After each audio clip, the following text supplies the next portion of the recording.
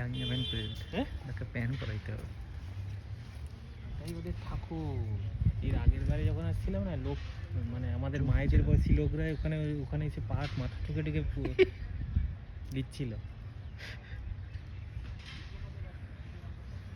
আমরা যখন লাইন ব্রিজে কাজ করতাম আমাদের একটা ওয়ার্ড বয় টাইপের ছিল না, লতা আমের সাথে ঘুরতো। হ্যাঁ হ্যাঁ নামটা কি যেন, কে জানে কি সব রোগা করে রে। জানি, বুঝতে পারছি। সে তখনকার দিনে এখানে এসে ছবি তুলছিল, আমার মনে আছে, স্ট্যাটাস দিয়েছিল একবার ফেসবুকে না হোয়াটসঅ্যাপে কিছু একটা।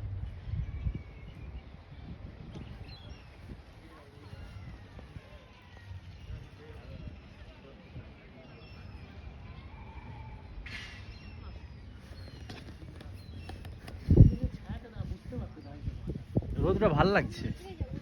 কেন?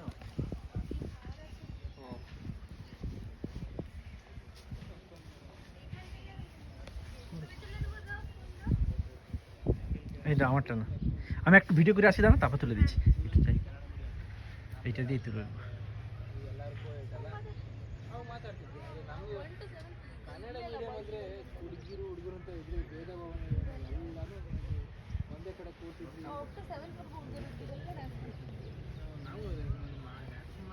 ಮಾತಾಡ್ಕೊಂಡು ಜೊತೆಗೆ ಆಟ ಆಡ್ಕೊಂಡು ಹೊಡೆದಾಡ್ಕೊಂಡು ನಾವು ಚೆನ್ನಾಗಿ ಎಂಜಾಯ್ ಮಾಡಿದ್ವಿ.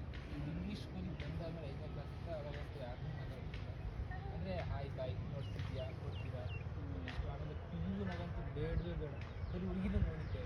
ಅಂದರೆ ಕಾಲೇಜಿಗೆ ಒಂದು ಸರ್ವೋದಯ ಅಲ್ವಾ, ಹುಡುಗಿಯರ ಸಬ್ಜೆಕ್ಟ್ ಒಂದು ಸಬ್ಜೆಕ್ಟ್ ನಮಗೆ. ಸೊ ಹಾಗಾಗಿ ಹುಡುಗಿನ ನೋಡ್ತಿದ್ದೆ ಅಷ್ಟೇ.